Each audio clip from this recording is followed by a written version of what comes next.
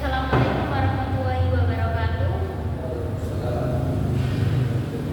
Perkenalkan, nama saya Sinta Waliha Astian Zaidia, biasanya dipanggil Sinta.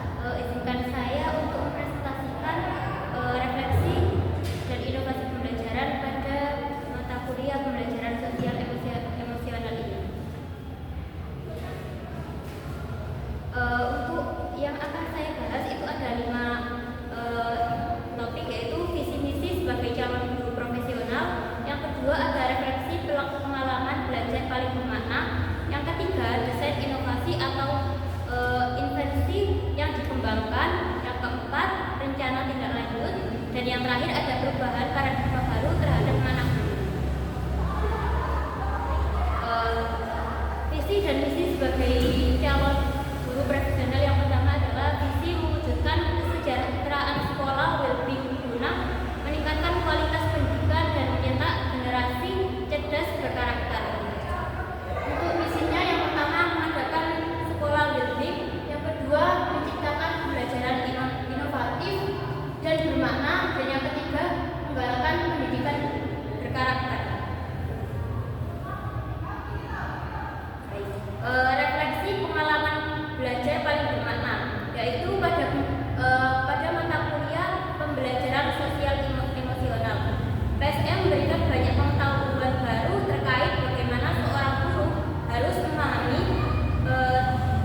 kompetensi sosial emosional siswa dan diri sendiri agar mampu bertahan dalam berbagai situasi dan kondisi yang memungkinkan terjadi dalam kelas maupun kehidupan sehari-hari, serta menghadapi tantangan masa depan dengan lebih baik.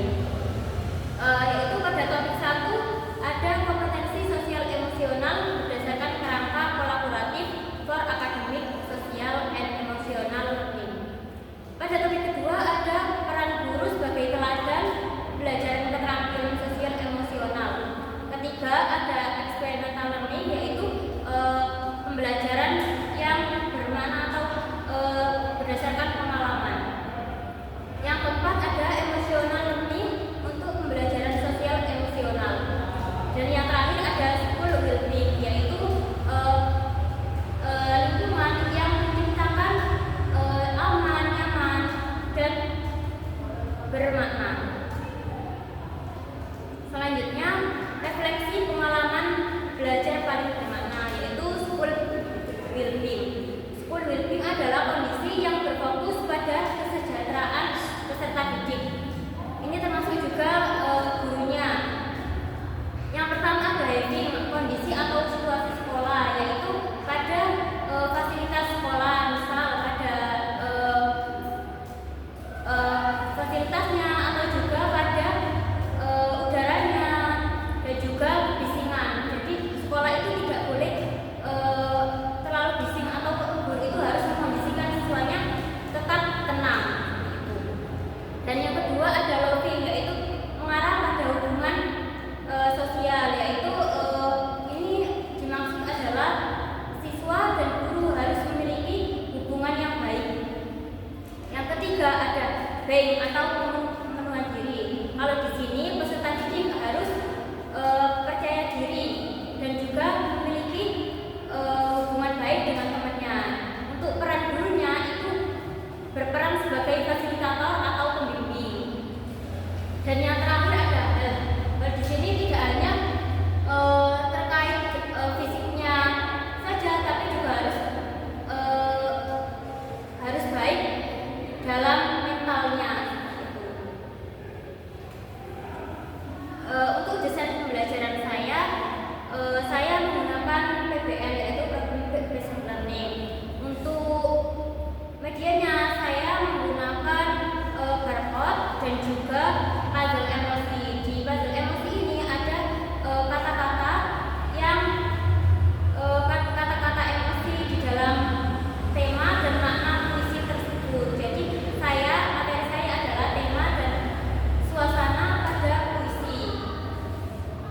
Kemudian untuk langkah pembelajarannya, yaitu peserta didik ditontonkan video dari YouTube untuk dianalisis tema, suasana, dan budaya lokal Jawa Timurnya. Setelah itu baru saya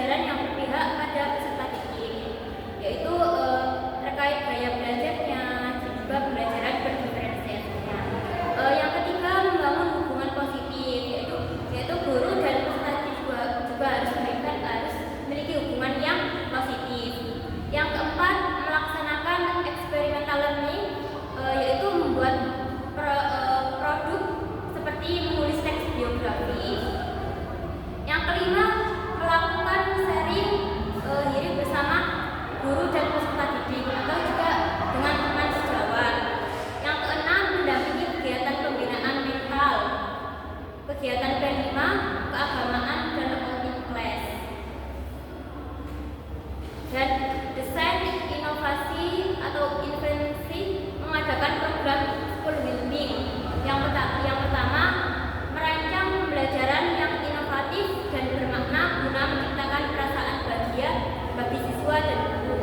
Yang kedua, mengintegrasikan kompetensi sosial emosional dan menerapkan teknik mindfulness di dalam kegiatan pembelajarannya.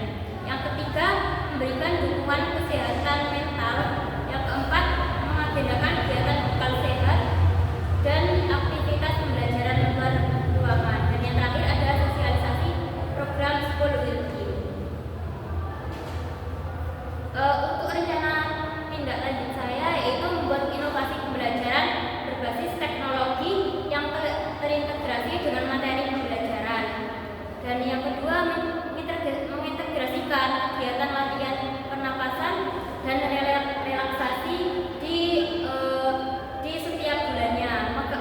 Yang ketiga ada mengagendakan kegiatan sharing tiap sebulan sekali atau akhir bulan serta kegiatan makan bekal sehat setiap hari. Dan yang